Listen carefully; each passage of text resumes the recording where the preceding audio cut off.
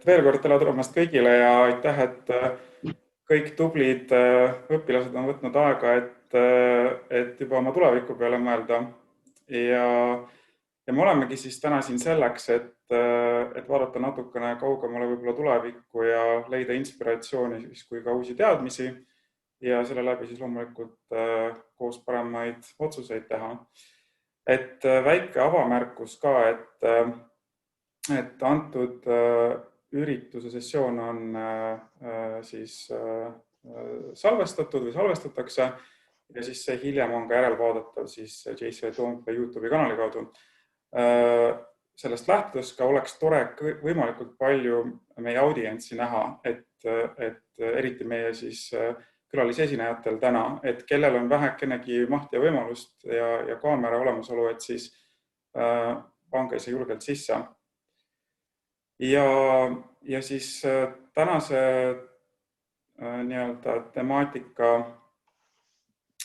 peamine fookus on siis meie uue ürituste sarjal nimega Kutseradar ja siis selle eesmärgiks on teil aidata leida siis vastused teie tuleviku eriala valikut puudutavatele küsimustele. Ja selleks siis me kutsume erinevatel sessioonidel kokku oma eriala spetsialistid kui siis ka oma eriala vilistlased siis ülikooli õpingutes.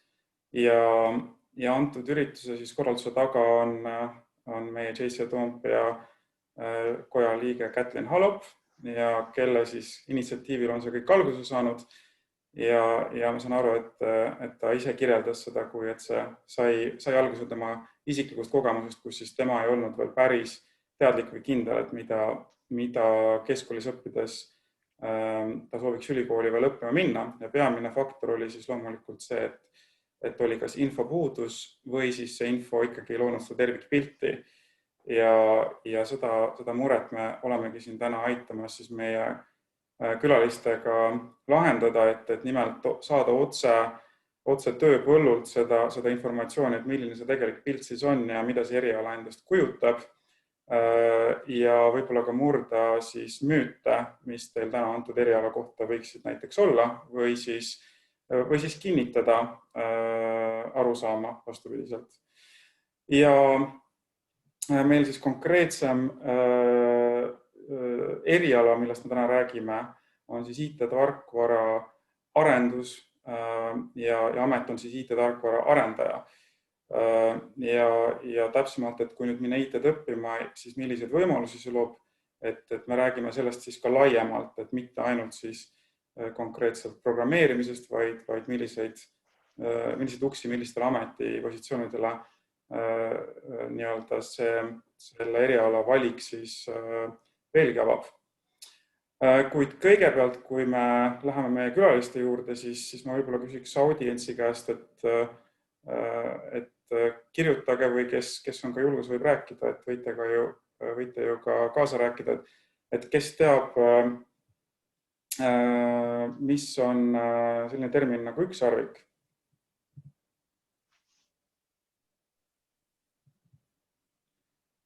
Anname mõne hetke inimestele kõigile vastata chatis näiteks või rääkige julgelt.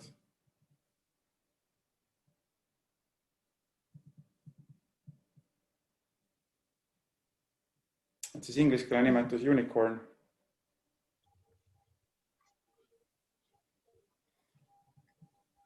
Annan vihjena, et see käib siis teatud ettevõtte kohta.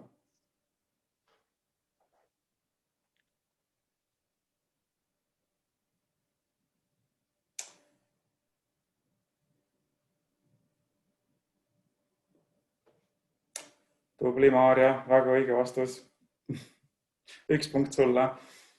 Vaatame, kas vastad ka teisele küsimusele õigesti, et mis sa arvad või mis te kõik arvate, mitu ükssarvikut meil täna Eestis on?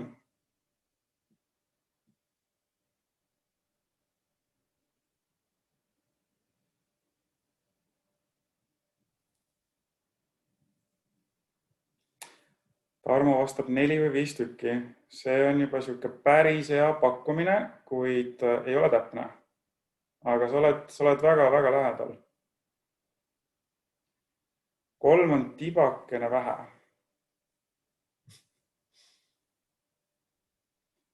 Eerik pani täppi. 6 on õige vastus, ja. Et meil tegelikult 5 oli just enne märtsi, aga siis selline online kindlustusettevõte nagu Zego siis lisandus siin märtsi alguses meie Luua kapitali kaasamisega 6. Et meil on nii-öelda inimarvu kohta või Eesti elanikkonna kohta on märkimisväärne arv ükssarvikuid juba. Ja kui vaadata, millised ettevõtted need on, siis nad on kõik tegelikult IT-ettevõtted, kuigi nad on siis kas pangandus- või finantssektoris, on ka hasartmängusektoris, on ka nii-öelda transpordisektoris, aga nad kõik tuginevad kokkuvõttes IT-süsteemidele. Aga siis küsiks siia juurde ka, et paljud teist õpilastest on mõelnud minna IT-d õppima tulevikus. Et kes juba teab või on kaalunud, et ta läheb IT-d õppima?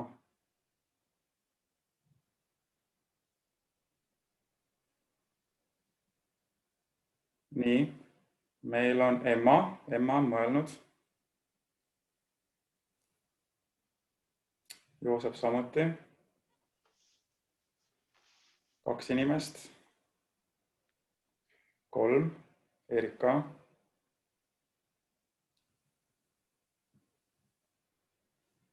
No tuleb. Tarmo samuti. Artur on lausa kapslokiga. Tema vist läheb kindlasti.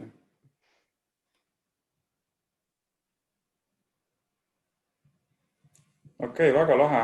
Et siis te mõtlete kindlasti väga usinalt täna kaasa ja loodetavasti teil on ka väga head küsimused meie külalistele juba valmis. Et natukene siis ka rääkida võib-olla ka sellest olulisusest peale ükssarvikute, et siis kindlasti Eesti tervikuna paistab maailmas globaalselt ka täna silma IT-rindel, nimelt siis täpsemalt läbi meie e-riigi kuvandi ja läbi nende teenuste, mis me oleme loonud, et me oleme ikkagi suutnud läbi viia laiaulatuslikud tegevused väga innovaatilise infoühiskonna loomisel ja arendamisel ja jätkuvalt me arendame seda edasi. Ja sellega seonduvalt ju on ka Eestisse siis tänaseks loodud NATO küberkaitsekeskus ja Euroopa Liidu sisejulgeoleku IT-agentuur ja sellised teenused nagu siis e-residentsus või ID-kaart ja e-maksuamet või siis ka meie patsiendiportaal, et need on kõik märkimisväärsed saavutused, et mida siis maailma eksportida. Ja teisest küljest, miks IT kindlasti on väga oluline, on selle tõttu, et liikudes edasi rohkem laiaulatuslikuma teenuse majanduse suunas, siis tegelikult IT on väga eksporditav ka individuaalselt, et tulevikus, kui ka juba täna mõneti ei oma absoluutselt tähtsust, kus sa elad, millises riigis või ka kus sa teed seda aasta pärast, et sa võid tööd teha globaalselt ükskõik kelle jaoks, ükskõik kust kohast ja sellel on meeletu väärtus, mis tähendab, et see võimekus luua väärtust ei ole seotud selle kindla elukohaga, kus sa oled. Et sa võid globaalselt ringi liikuda ja ise täitsa valida. Ja lisaks siis ka võib-olla väike informatsioon, et te kindlasti aimate, et IT-sektoris on ka keskmisest kõrgem palk või palgaootuse võimalus ja see on absoluutselt tõde täna, et siis eelmise aasta 4. kvartalis Eesti Statistikaameti andmetel oli Eesti keskmine brutotöötasu 1515 €. Aga kui vaadata siis informatsioon- ja kommunikatsioonisektorit isoleerituna, siis seal oli see 75% kõrgem, et siis täpsemalt 2646 €. Ehk siis IT-sektoris on kindlasti täna nõudlust heade peade ja oskuste järele rohkem kui on pakkumist ja teisalt see pakkumine või nii-öelda see tehtav töö loob suuremat lisandväärtust kui vaadata siis keskmist. Aga lähme meie põhiosa juurde siis täna võib-olla ja saame tuttavaks väga sellise 2 laheda tegelasega nagu Oskar ja Säba. Ja võib-olla te alustate alustate mõlemad, et tutvustate ennast, et kust te pärit olete, mida teie õppisite ja kus firmas, millist ametit te täna siis peate ja võib-olla alustame näiteks Oscarist, siis liigume Saba juurde. Tere kõik, tere! Mina olen Oskar, olen terve elu elanud Tallinnas, põhimõtteliselt pole Tallinnast väljas käinudki. Ja olen õppinud siis ülikoolis informaatikat ja hetkel töötan sellises firmas nagu Coolbet tarkvaraarendajana, kus ma siis loon keskkonda, kus on võimalik teha erinevaid spordiennustusi. Näiteks Eesti mängib siin varsti jalgpalli, siis meie platvormil saab siis teha neid ennustusi. Ja iseenesest IT ma valisin sellepärast, nagu ka siin Richard enne rääkis, et on unicornid ja startupid ja mind väga pakkus huvi see ja siis ma mõtlesin, et kuidas ma nagu saaks startup-indusega võib-olla tulevikus tegeleda ja IT tundus selle jaoks parim valik, et startup-induses on IT-inimesi jube palju vaja ja kindlasti ka üks peamisi põhjuseid, miks ma selle valdkonna valisin. Tegin nagu selle valik oli kindlasti see ka, et ma kuulsin, et väga head palgad on ja kes meist ei tahaks saada väga head palka. Ma arvan, et igaüks meist tahab. See oleks siis praegu minu selline väike tutvustus. Tere kõigile, mina olen Saba. Enne, et ma alustan, väike disclaimer minu poolt ka, et eesti keel ei ole minu emakeel ja ma vahepeal võib-olla natuke lülitan inglise keelde või küsin abi teiste käest ka. Aga mina olen Iraanist pärit. Ma saatusin Eestisse aasta 2011 ja tegin oma magistritööd Eestis Tartu Ülikoolis ja tegelikult mõlemad Tallinna Ülikoolis ka.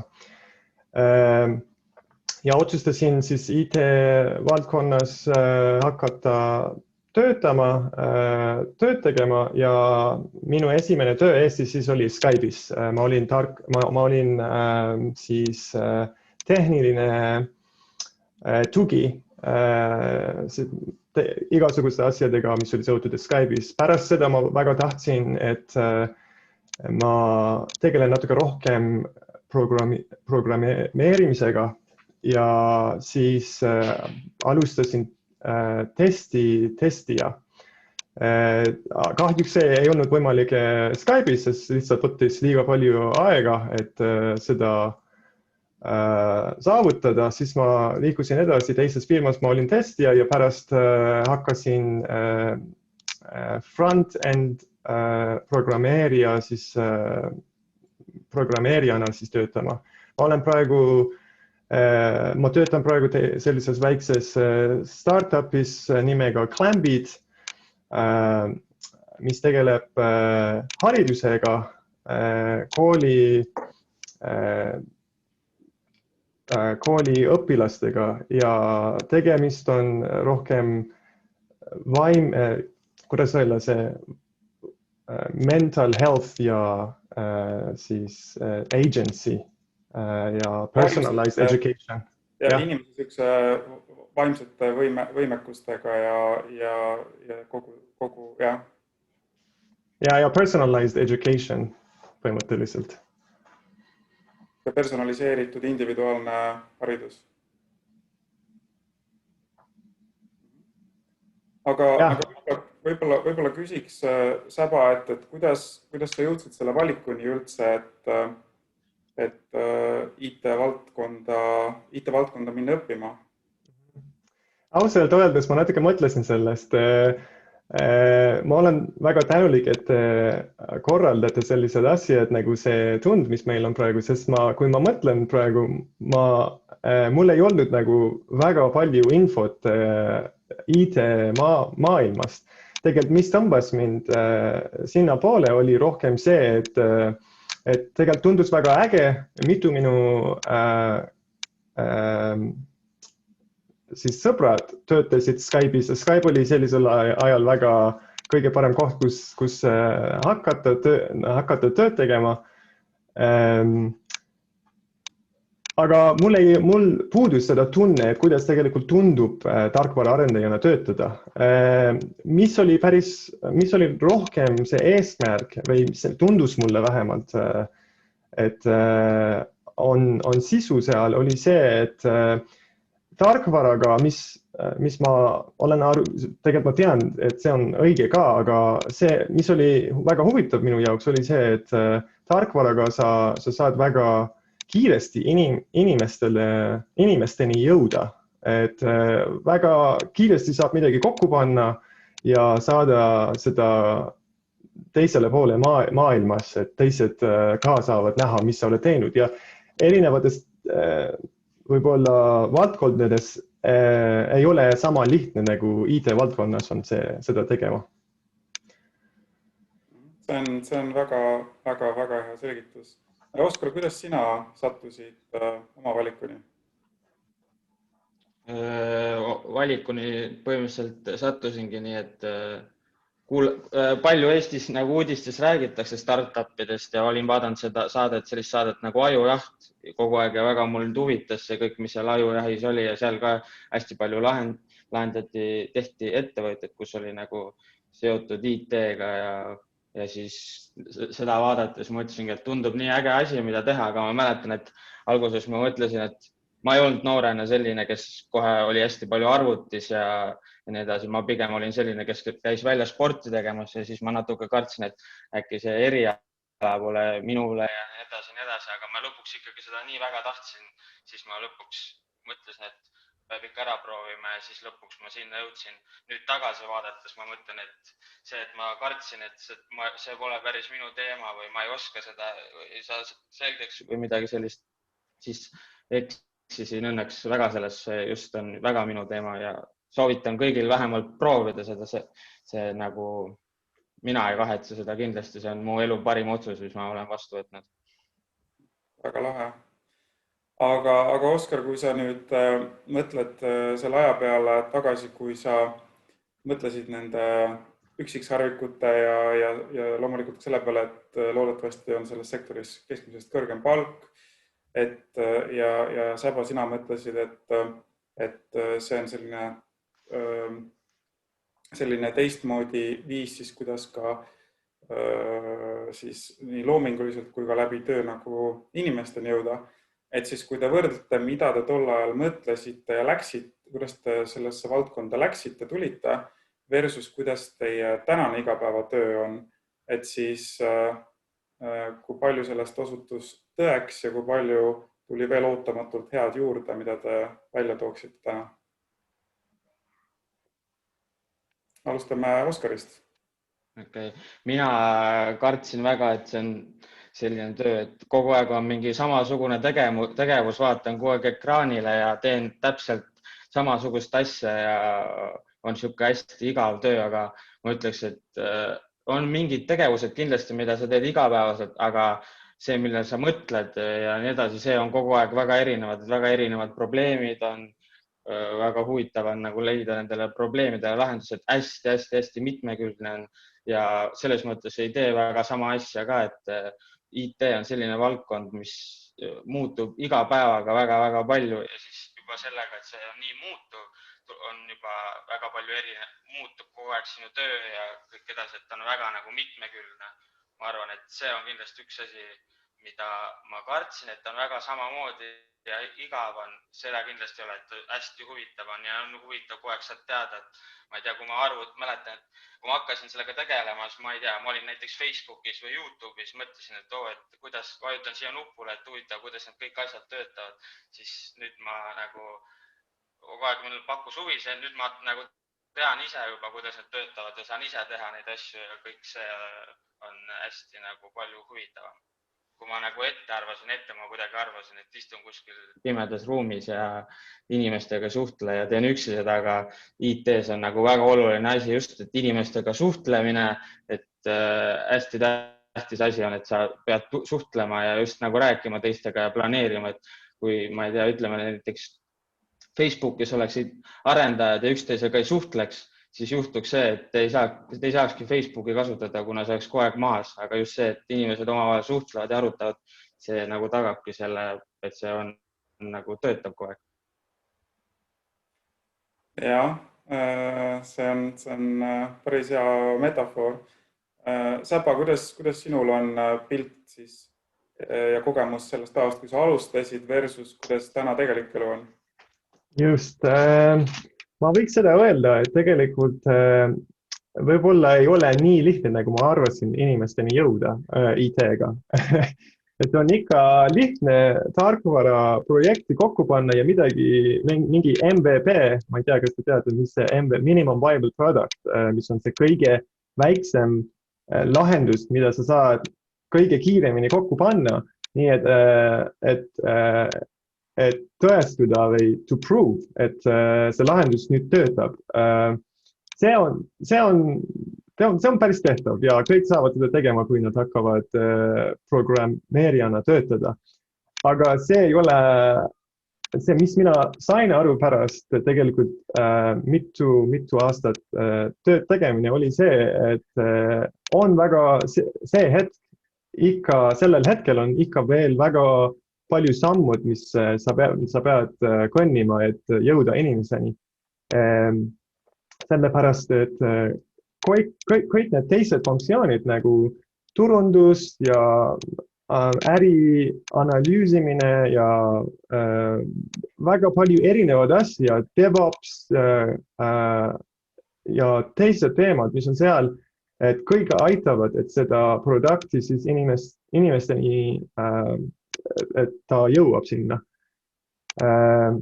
Ja see oli võib-olla minu avastus, et ei ole ka, sellepärast, et praegu on nii palju erinevad projektid ja produktid turul, et kõik teevad midagi ja tuleb arvestada, et on tegelikult natuke raske ka ennast eristuda või to differentiate. Aga siit, Säba, kui sa võtaksid näiteks oma tänase päeva sellise tüüpilise esmaspäeva ja oletame, et sa täna veel teeksid tööd, mitte praegu ei oleks siin, siis milline sinu tavaline töö esmaspäev välja näeb? Et kui palju aega läheb näiteks koosolekutele, kui palju sul vaba aega jääb, kui palju sa reaalselt tegeled mõne projektiga, mitme projektiga sa korraga võib-olla tegeled, et kuidas sa oma sellist täiesti tavalist sükest esmaspäeva tööl või kontoris kirjeldaksid? Me hästi palju kasutame agile methodologies, mis on see süsteem, mille läbi viiakse neid IT siis projektid, kuidas öelda, lõpuni. Et ja selles raamis agile methodologies on erinevad koosolekud ja erinevad asjad, mis tuleb pidada tavalistes päevades, kui tarkvara arendajana sa töötad. Väga tihti nädala alguses meil on selline koosolek, mille nimi on stand-up või planning. Planning on siis see, et kus me lihtsalt räägime, et mis on need väiksed asjad, mis tuleb üles ehitada selles perioodi, see periood ka tuleb seda ka siis ära mõtlema, kui pikk see periood peaks olema, aga näiteks meie puhul praegu Clambidis see periood on 1 nädal ja siis me mõtleme, et mis asjad me saame selles nädalas saavutama. Nii et me saavutamegi midagi. See on siis planning, mis me teeme seda iga nädalaselt. Aga küll ka iga päev meil on see stand-up, mis on väga väike 10 minuti koosolek, kus kõik arendajad, testijad ja projekti juht, nad räägivad oma vahel. Et olla kindel, et me oleme ikka samas faasis, samal lainel, kõik läheb nagu ta peab ja need 2 koosolekud on väga tihti, ma olen kindel, et kõik testijad ja arendajad, nad teavad nendest. on rohkem sellised koosolekud. Ma praegu tegelen mentorship või mentorlustega ka, et see on ka hästi põnev minu jaoks. Kuna ma olen ka olen läbinud seda teed, et kui raske on seda programmeerimine või uus tehnoloogia õppimine. Meil on üks uus arendaja ja minu jaoks on hästi põnev talle seletada, kuidas see loogika käib, kust tuleb nagu asju uurida ja edasi läbi mõtlema. Ehk siis väga palju igapäevatöö elust ja ka nädala alguse planeerimisest on seotud ka teiste meeskonnaliikmetega, et sa ise ei pea kõike välja mõtlema, vaid sul on ikkagi meeskond, eks ole? Väga õige.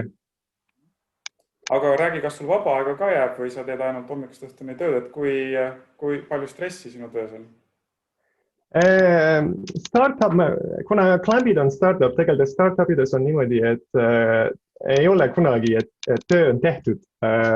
See on üks suur vahet siis suurmade firmade vahel ja nagu väikeste startupide vahel. Et näiteks kui ma töötasin Microsoftis, oli see hetk, et nagu ma saaksin siis öelda, et töö on tehtud, aga praegu startupis ei olegi üldse sama.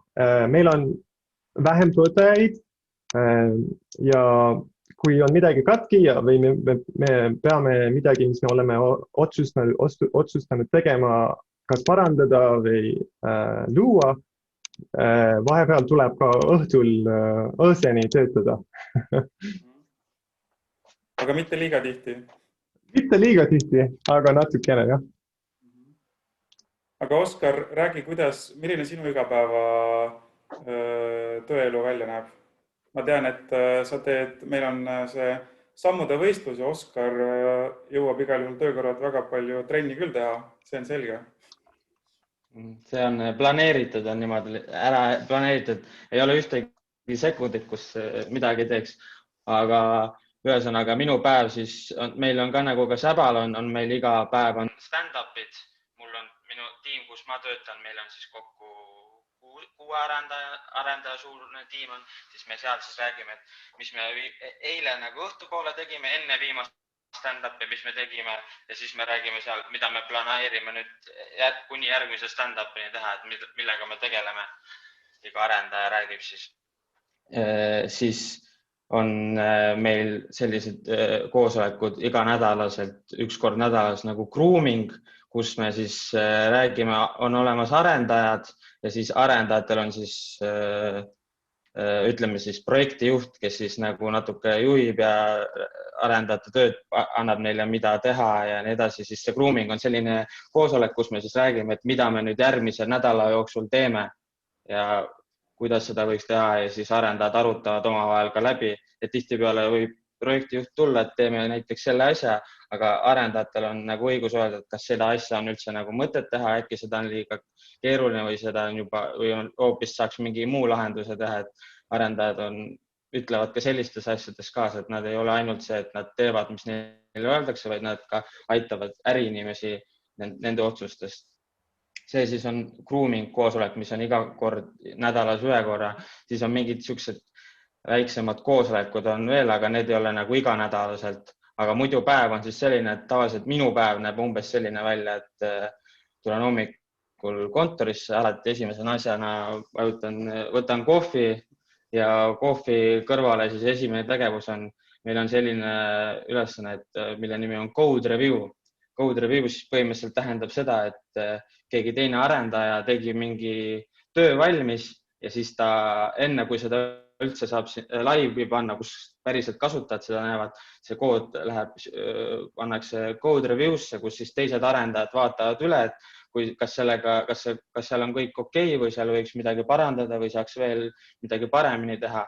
Ja siis ma tavaliselt hommikuti esimesena asjana siis vaatan teiste oma tiimikaaslaste koodi üle ja lõpuks see code review protsess näeb selline välja, et kui see kood on saanud kahelt erinevalt inimeselt approve'i, siis võib lõpuks selle ka laivi panna. Et see on selline tavaliselt mu hommikuprotsess, siis ma hakkan vaatama, et mis oma seda ülesannet ja põhimõtteliselt planeerin seda või siis päriselt lahendan seda ülesannet. Siis mingi hetk tuleb lõuna, käin lõunalt, tulen lõunalt tagasi, siis tavaliselt ma võtan ka kohe kohvi ja siis ma teen seda code review'si jälle. Ja kui need on tehtud, siis jälle põhimõtteliselt kirjutan koodi, aga mis mina nagu ütleks, et praegu see on umbes selline tavaline päev, aga arendajatel on õnneks selle töö juures on minu jaoks, mis on väga suur pluss see, et ma saan ise nagu olla oma aja ja planeerida ise oma nagu ka, et ütleb, et näiteks kui ma peale lõunat tahan minna trenni, väga tunnen, et tahan trenni minna, siis suures pildis ma võin minna trenni ja ma võin teha, et programmeerijana sa võid teha ükskõik kus ja millal oma tööd, et ma võin käia seal trennis ära või näiteks, ma ei tea, tahan käia hambaarsti juures, siis ma võin ka seda teha, et mul ei ole see, et ma pean kellast kellaajani olema kuskil kohas ja tegema, et see on minu just nagu arendaja töö juures väga suur pluss, et ma saan ise planeerida oma aega ja mul ei ole nagu, muidugi ma pean nagu kättesaadav olema, aga kättesaadav õnneks on tänapäeval nutitelefonid ja igaüks saab mulle sealt kirjutada, kui mingit asja ja ma saan niimoodi nagu kaugelt ka lahendada igasuguseid probleeme, aga põhimõtteliselt suures pildis ja kui me räägime väljaspool tööd, siis peale tööd ma vähemalt mingi 5-6 korda nädalas teen trenni ja vaatan ka mingeid sarju ja filme ka õhtut, et vaba aega on küll, et sellega probleemi ei ole, aga nagu ka Säbe ütles, et võib tekkida selline olukord, et sulle helistatakse kell 6 õhtul, või 6 on normaalne, aga ütleme, et helistatakse 10 õhtul ja midagi on katki ja siis sa pead minema parandama, et võib ka juhtuda ka selliseid asju, aga need on väga-väga harvad juhtumid ja mina ütlen, et mulle sellised ekstreemsed olukorrad meeldivadki, kus sa lähed nagu tuletõrje, lähed appi ja teed kõik asjad korda ja siis kõik on jälle korras ja kasutajad saad kasutada. Minu jaoks on isegi sellised olukorrad väga nagu huvitavad. Ja, et sa vastasid päris mitmele põnevale aspektile, et järgmine küsimus olekski olnud, et millist osa oma tööst sa kõige rohkem naudid. Et ühe aspektina sa tõid juba välja siis ka selle aja planeerimise olles siis mõned oma aja, oma tegevuste peremees nii-öelda, aga kas võib-olla midagi veel, mis sa tooksid välja, et võib-olla mõnes teises ametis sa ei puutuks sellega kokku? No üks asi mulle kindlasti meeldib on see, et IT on väga selline muutuv maailm ja ei ole niisugust, et kogu aeg on midagi uut õppida, on kogu aeg võimalik, kogu aeg on areneda ja kindlasti, mis teistes töökohtades ma ise noorena, nagu, mida ma tundsin, kui ma ei töötanud IT-s, oli näiteks sellised olukorrad, et sul ei olnudki mingil hetkel mingit tööd teha, vaid sa pidid ootama lihtsalt niisama, aga ütleme, et IT-s ei juhtu kunagi sellist olukorda, et tööd ei oleks teha, siin on kogu aeg midagi teha. Et see mulle meeldib, et kogu aeg on nagu, et selliseid olukordi ei ole, kus peaks niisama istuma, aga kui sa tahad niisama puhata, saad ka puhata, et ei ole ka nii, et sa pead kogu aeg siis, kui kogu aeg mingid tööülesanded on, et sa kogu aeg neid tegema pead, et üsna, kuna IT on selline koht, kuhu põhimõtteliselt on suur puudus, inimeste puudus, siis nagu IT-töötajaid, tööandjad kohtlevad väga-väga hästi, sest me oleme nagu väga tahetud ja siis ei panda otseselt selliseid survet peale, et sa pead tegema ja kõik on, vaid minu kogemus, et kõik tööandjad on väga-väga nagu hästi käituvad meie kui IT-töötajatega. Aga ma pean ka küsima, ma ei saa küsimata jätta, mida sa kõige vähem naudid oma töös? Kui sa peaksid midagi... Kuna programmeerijana sa oled selle kõike, sa põhimõtteliselt nullist, et kõik asju valmis ja sul on täielik nagu vabadus, see on juba väga tehniline, aga ütleme, et näiteks väga palju on selliseid olukordi, et ma ei tea, ühele meeldib punane värv, teisele meeldib roheline värv ja siis hästi palju on selliseid võib-olla natukene mõttetutel teemadel vaidlusi, et teiste inimestega, et ühele meeldib üks, teisele meeldib teine, aga suures pildis nendel kahel arvamusel väga suurt vahet ei ole. Ja vot sellised arutelud ilmselt on see koht, mis mulle kõige vähem selle töö juures meeldib. Ja, arusaadav. Säba, mis sulle sinu igapäevatöö juures praegu kõige rohkem sümpatiseerib ja mis kõige vähem, mille sa võib-olla eemaldaksid hea meelega, kui sa saaksid? Ja Oskari vastus oli väga täpne, ma tunnen seda hästi ka, millest ta räägis. Ma tahtsin võib-olla seda mainida, et see väga palju sõltub inimestest ja programmeerimine töö on hästi palju, nagu sellel tool on hästi palju focus time on vaja. Mina isiklikult ma pean ennast natukene sotsiaalne inimesena ja minu jaoks ma vahepeal leian ennast selles, kuidas öelda,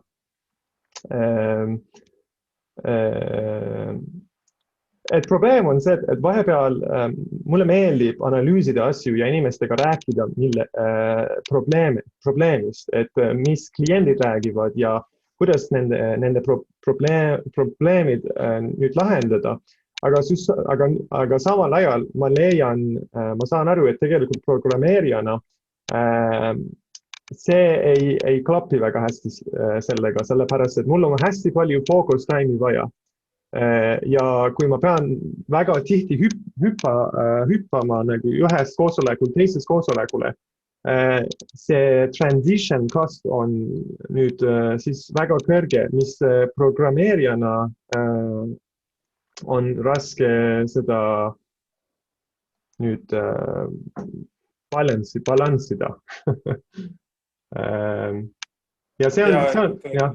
Ja, meil on täitsa termin selle kohta, et see on rööprähklemine ja see on paljudele suur väljakutse hüpata ühelt ülesandelt teisele ja siis sa pead uuesti refokusseerima ja see kõik kulutab kognitiivset energiat. Nõustun 100% sellega jah, olen nõus sellega. Okei, aga Säba, et nüüd me rääkisime minevikust ja olevikust, et kuidas sa seda IT-valdkonda või konkreetsemalt siis võib-olla sinu ametit ja kõike selle ümber seonduvat, kuidas sa seda näed näiteks 5 aasta pärast, mis on suurimad asjad või trendid, mis mõjutavad sinu igapäevatööd või sinu valdkonda, et mida sa näed tulemas? Et mida mina näen tulemas või mida mina isiklikult tahaks nagu liikuda sinna poole? Mõlemad tegelikult, et ühest küljest, et need trendid, et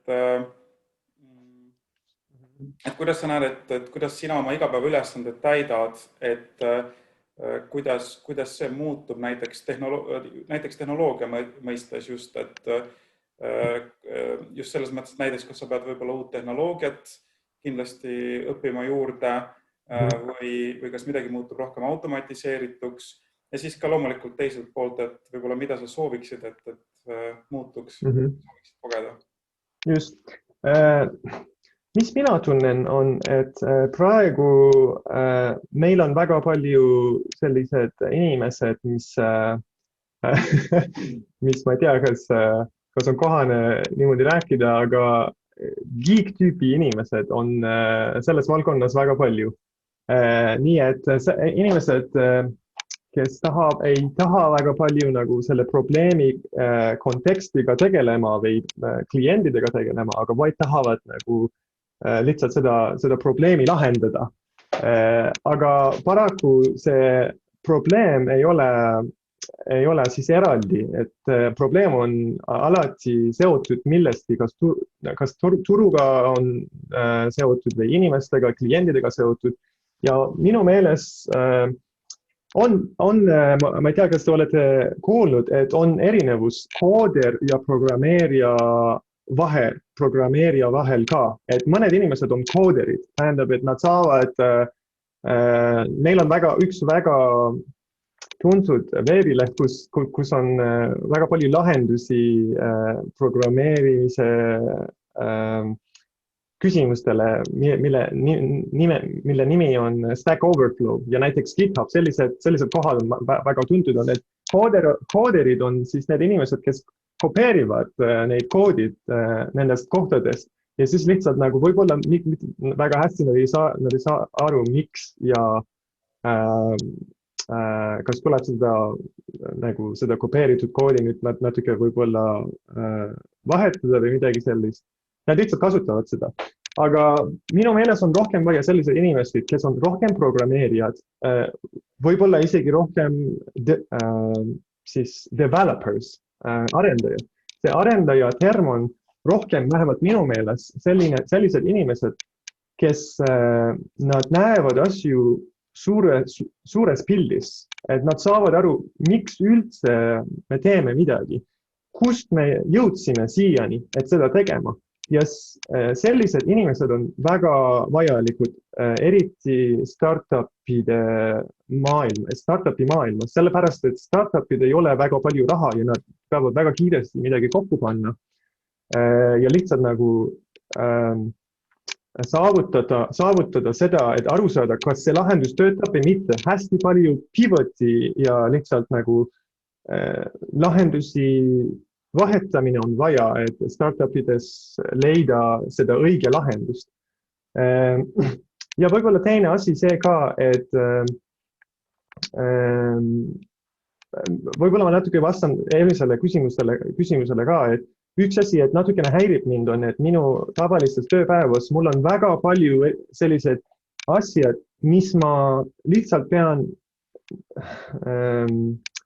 nendega tegelema, aga nad ei anna ega minule või ärile midagi väärtust, näiteks CSS,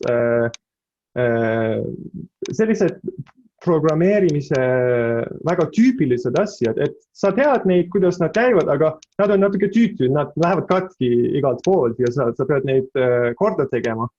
Ja ma arvan, et me liigume sinna poole, et need uued tehnoloogiad ja frameworkid, mis tulevad, kindlasti nad automatiseerivad natukene seda programmeerimine. Nii et loodetavasti sellised natuke tüütu programmeerimine on vähem vaja tulevikus. Ma ei tea, kas ma vastasin. Jah, sa vastasid väga hästi. Oskar, kuidas sina näed oma ametit järgmise 5 aasta jooksul muutumas? Ja ma tahangi lisaks öeldagi Sävele, et see nagu ka ta rääkis, et sellised võib-olla natuke sellised tüütud ülesanned või millega nagu programmeerijad pigem tahaksid tegeleda, mõelda, et kuidas mingit probleemi lahendada, aga just tulevadki sellised tööriistad, et mis teevad sellised, mitte nii nagu, kus suht sellised, mida iga arendaja teeb automaatselt, see on kogu aeg nagu samamoodi, et sellised tööriistad, mis teevad nagu selle poole järjest automaatselt ära ja arendajad päriselt saavad tegeleda siis nende probleemide lahendusega ja kindlasti nagu muutub see valdkond, et programmeerimine muutub üleüldiselt nagu lihtsamaks, et sellest saaksid lõpuks, ma arvan, tulevikus oskab nagu palju rohkem inimesi seda juba sellepärast teha, sest see muutub nagu aina lihtsamaks. Need programmeerimiskeeled, mis tulevad sellised nagu, et inimesed tänavalt juba saavad sellest aru ja seda hakkab järjest rohkem inimesi tegema sinna suunda. Ma arvan, et see läheb, et ma ei tea, ütleme, et mõne aja pärast õpime me koolis programmeerimist ja oskavad juba väiksed lapsed kõik juba programmeerida ja see on nagu matemaatika, eesti keel on üks aine meil programmeerimine ja see muutub lihtsalt tehakse nii lihtsaks, et seda saab juba kõik saada hakkama. Äkki kindlasti juba lasteaias hakkama õppima programmeerimist. See, ma arvan, on tulevik. Väga lahe. Tulevik on väga helge. Mul on üks küsimus veel. Aga ma jätaks selle kõige lõppu, et vaatame, kuidas meil ajaliselt läheb, et võib-olla avame küsimuste ringi ka meie õpilastele, et postitage kõik julgelt küsimusi meie külalistele. Et alustame nüüd. Mis mõtteid meie külalised teist tekitasid ja võib-olla milliseid küsimusi?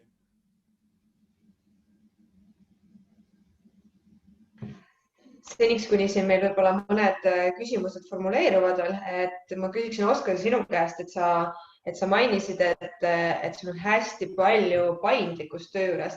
Ma tahtsingi küsida, et kas see on sinu siis praeguse tööandja sihuke hea eripära, Poolbetis võib-olla siis ongi paindlikum keskkond või on see ikkagi selline tarkvara arendajatele laialdasemalt omane? See on pigem laialdaselt omane, et mul on hästi palju tuttavaid ka, kes on tarkvaraarendajad ja ma ütleks, et neil kõikidel on niimoodi, aga on kindlasti, ütleme, et on siis arendajad, kes on näiteks duty ehk ta on kogu aeg valves, et kui miski katki läheb, et siis on nagu teatud kellaajadel on mingid kindlad arendajad, kes on kogu aeg valmis mingeid asju tegema. Aga kui sa ei ole see duty, siis sa põhimõtteliselt võid oma aega planeerida nii, kuidas soovid ja nii palju, kui ma olen nagu inimestega rääkinud väljaspool Poolbeti ringi, siis olen kuulnud ka, et mujal kohtades on see samamoodi.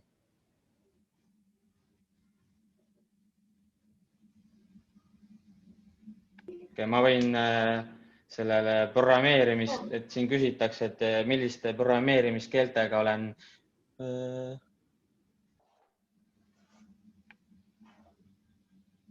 Siit tuleb nii palju juurde. Aga mis keeltega ma kõige rohkem kokku olen puutunud? Mina isiklikult olen kõige rohkem kokku puutunud Pythoni, JavaScripti, Java ja ma kõige alguses alustasin PHP-ga. Et PHP oli sellel ajal, kui mina alustasin selline, mida algusest aastast õpetati, aga kui ma soovitaksin, millist programmeerimiskeelega alustada, siis ma valiksin kahe vahelt, kas JavaScripti või Pythonit oleks minu soovitus. Kui keegi tahaks alustada, siis ma valiksin JavaScripti või Pythoni vahel. Ja kui mina eelistan, siis mina eelistaksin veel JavaScripti, aga ma arvan, et mõlemad on väga head nagu alustamiseks.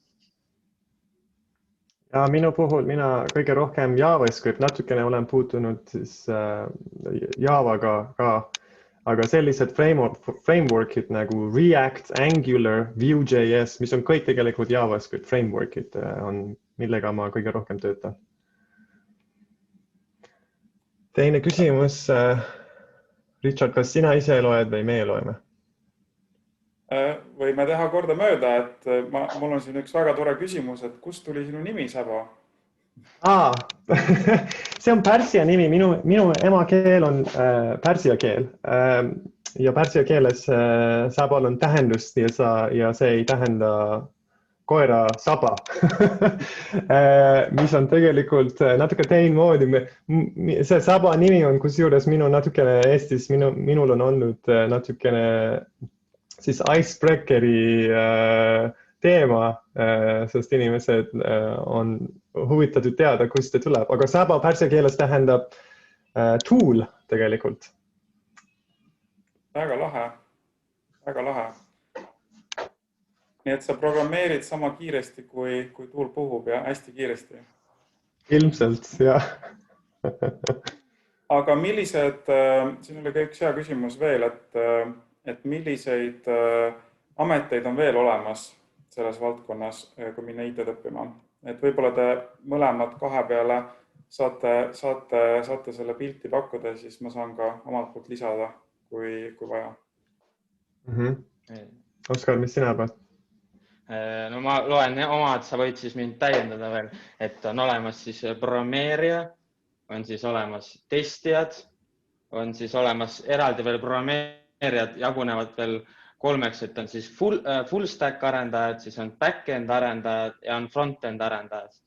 See on juba siuke pikem jutt, ma ei hakka täpselt rääkima, mis need on. Ehk see siis läheb, siis on süsteemi administraatorid, siis on IT-s on veel, on need, kes tegelevad riistvaraga, kes päriselt teevad neid emaplaate, arvuteid ja nii edasi. On see, siis on olemas veel eraldi IT-projektijuht, see on siis, kes nagu juhib ja on niisugune võib-olla, kes räägib äriga ja nii edasi ja IT ja äri vahel siis on olemas IT-projektijuht, selline ametikoht. Praegu mul rohkem ei tulegi.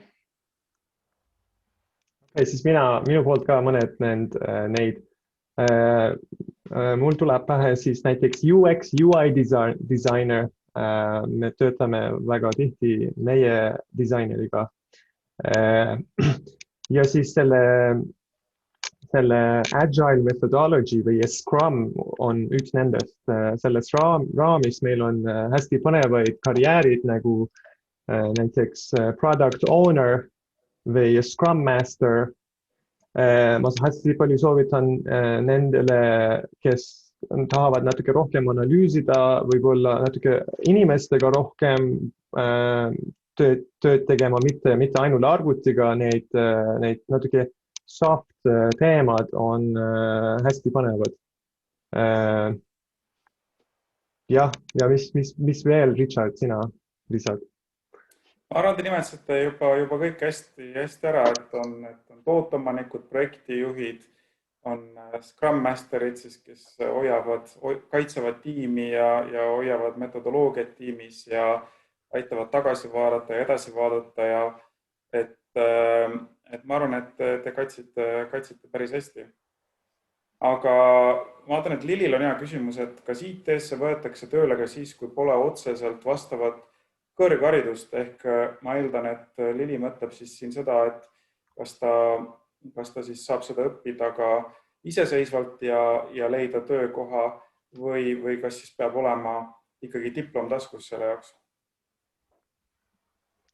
Ma ei tea, mina vastaks, et tegelikult kui oled kindel, et tahad olla näiteks programmeerija või testija, sel juhul tegelikult otseselt ei olegi minu meelest vaja kõrgharidust. Aga kui tahad natukene rohkem olla selline liider-tüübi inimene IT-valdkonnas, et sa saad aru, kuidas turg töötab, kuidas lahendused. Minu meeles IT-valdkond on enamasti selline või peamiselt selline tööriist valdkond. Et on väga palju võib-olla erinevaid lahendusi, mis tuleb IT-valdkonnast ja aitab IT-valdkonna inimesi. Aga kõige põnevaid lahendused, mis tulevad IT-valdkonnast välja, on need, mis lahendavad teiste valdkonnade probleemid. Nii et kui inimene tahab minu meeles olla see, kes saab aru, kuidas IT-valdkonna nagu tööriistina kasutada, nii et teised probleemid, mis on praegu ühiskonnas, neid lahendada, siis võib-olla siis kõrgharidus on vaja. Ja võib-olla isegi mitte kõrgharidus IT-valdkonnas, aga kõrgharidus teistes valdkonnades.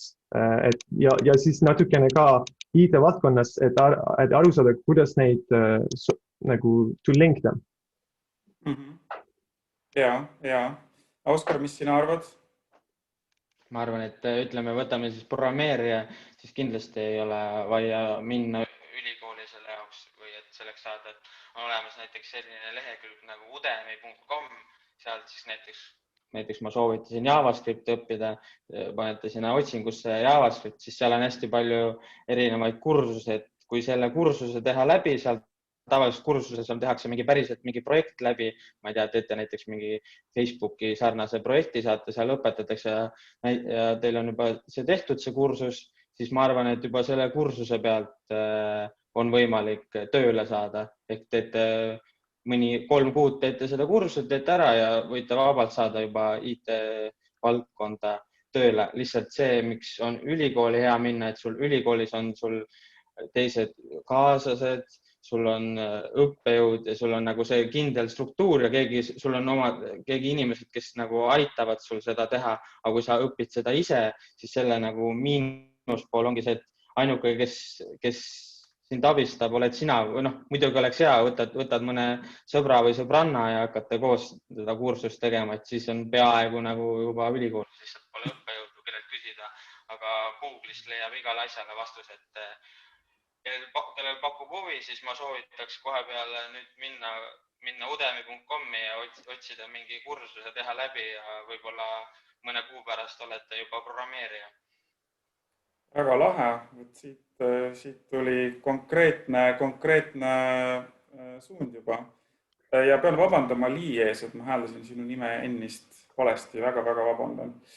Üks oluline küsimus oli veel, et võib-olla räägiks sellega üle, et kui IT-d õppida, siis peale programmeerimise, mida on võimalik veel teha, et näiteks IT-süsteemide administreerimine, küberturvalisus, andmeteadus, et võib-olla võtame mõlemad 30 sekundit ja võib-olla mainiks disainer näiteks, et mainiks mõned teised ametid, et kui inimene läheb IT-d õppima, otsustab minna, jätta veel kaardid lahtiseks, mis ta teha tahab, et siis milline see maailm on, et on seal palju võimalusi teie hinnangul või pigem vähe?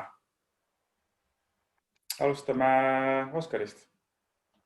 Ma arvan, et IT-valdkonnas on väga palju nagu võimalusi, mida teha ja milliseid töökohti just nagu välja arvatud programmeerijana, et on palju teha ja ütleme, ma ütleks, et on väga palju, et see ei ole, et lähed IT-d õppima ja siis oletegi nüüd või saate programmeeriks, et on valikuid väga palju.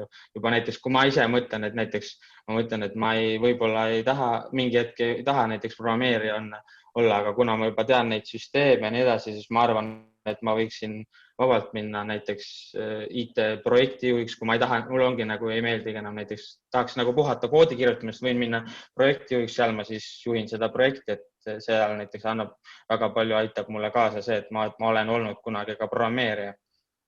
Absoluutselt. Saba, mis sina arvad? Ja, sama vastus tegelikult. Data analyst on üks teine siis karjäär, mis mina ise olen tuntud väga palju huvi selle vastu. Ja võib-olla vastades sellele küsimusele, mis Richard küsisid veidi enne, et kus see valdkond praegu, kuidas ta areneb, kuidas läheb edasi asju. Ma arvan, et see andmebaasi ja big data teemad on ka päris suured teemasid. Nii et kui kellelegi on huvi sellised teemade vastu nagu big data või kuidas üldse me kasutame, ma arvan, et tulevikus on selline IT-valdkonnas on selline valdkond, kus tegelikult andmebaasi või andmeid üldse analüüsimine on isegi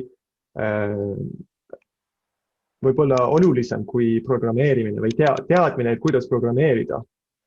Sest me luuame nii palju, väga palju tegelikult andmed praegusel ajal läbi kõik nende erinevad äpid, mida me kasutame, aga väga tihti firmad ei tea, kuidas kõige efektiivsemalt seda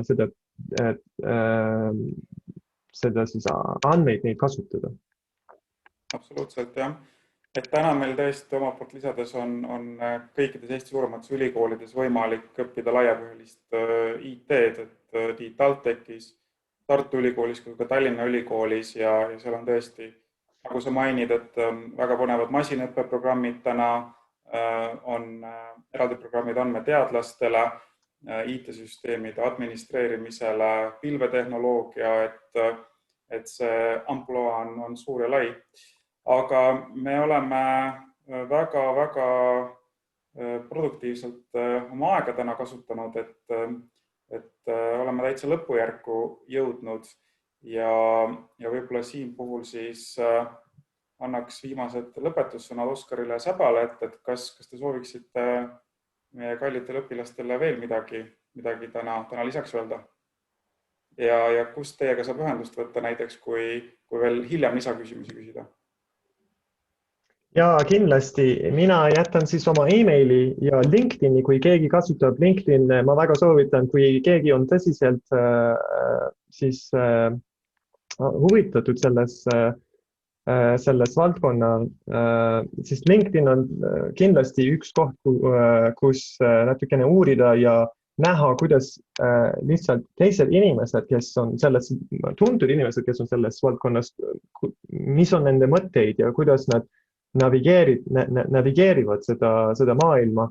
Ma isiklikult olen väga palju häid info leidnud sellisel viisil, et lihtsalt jälgida inimesed, võib-olla ma rohkem jälgin inimesed LinkedInis, aga mitte firmad, sellepärast, et kui üks inimene, ma arvan, et kui firmad on huvitavad ja mis nende lahendused on huvitavad, tegelikult see, kes toob seda lahendust turule, on üks inimene või üks tiim, et tasub seal neid inimesi jälgida ja see on sellel viisil, mina olen ise väga palju siis õppinud. See on väga hea soovitus ja ma vaatan, et Oskar juba postitas ka oma Facebooki siia, et Oskar siis sinuga võib julgelt läbi Facebooki ühendust võtta, jah?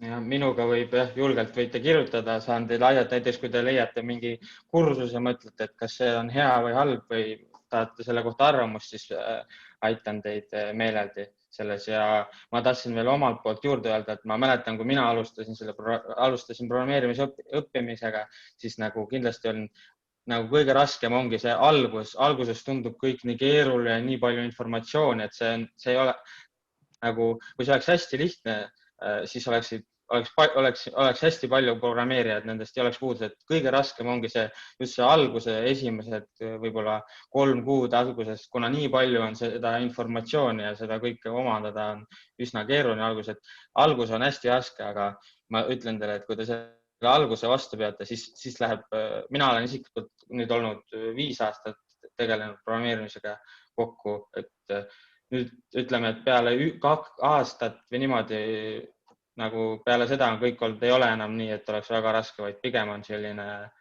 on hästi huvitav, et kui olebki midagi rasket, siis see ongi just nagu huvitav, et saab midagi rasket ja saab midagi sellist. Aga mis ma tahan ka, et ärge andke alla, vaid proovige see alguse raskus vastu pidada ja kui te selle vastu peate, siis te olete elu lõpuni endale tänulik, et te tegite selle ära. Kaotada ei ole midagi, et siin on ainult võita. Kuldsed sõnad.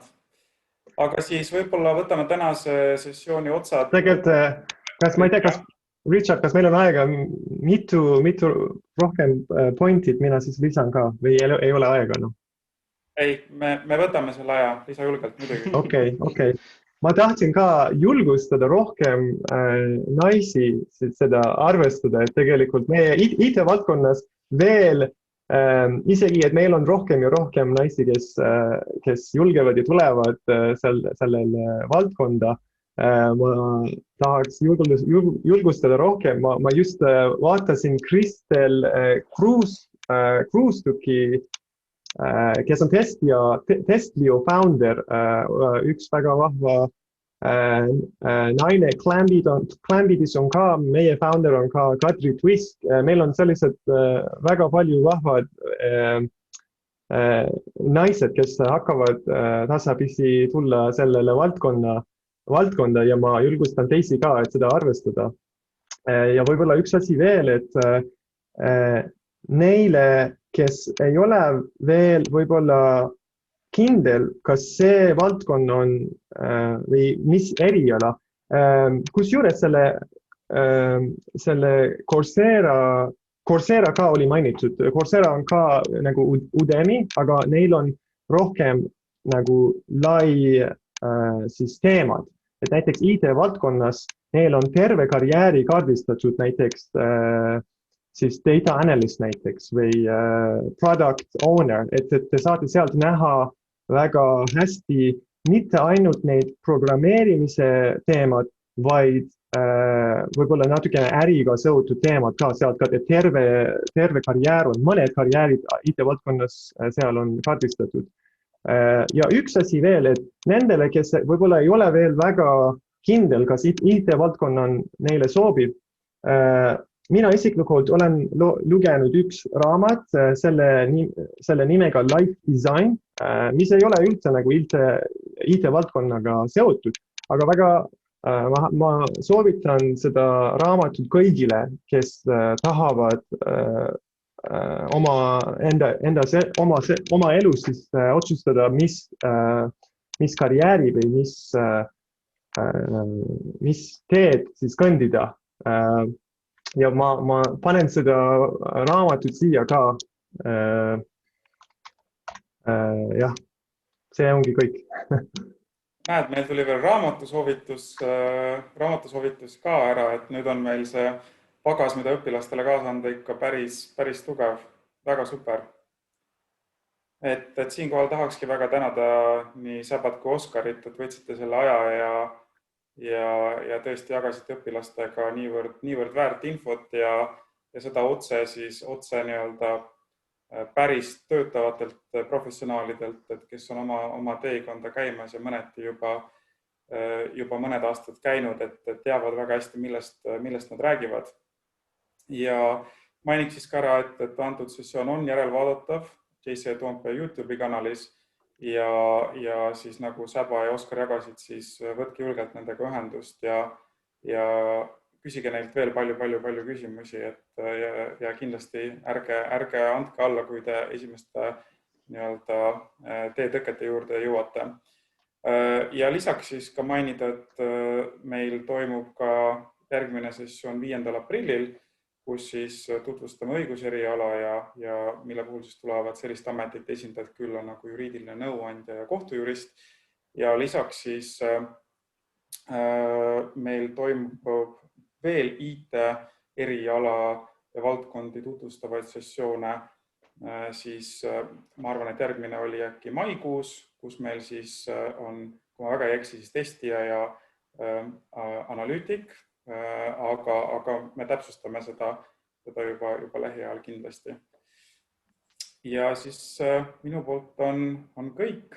Aitäh kõigile suurepärase sessiooni eest. Aitäh. Kõike edu kõigile. Edu kõigile ja kohtumiseni.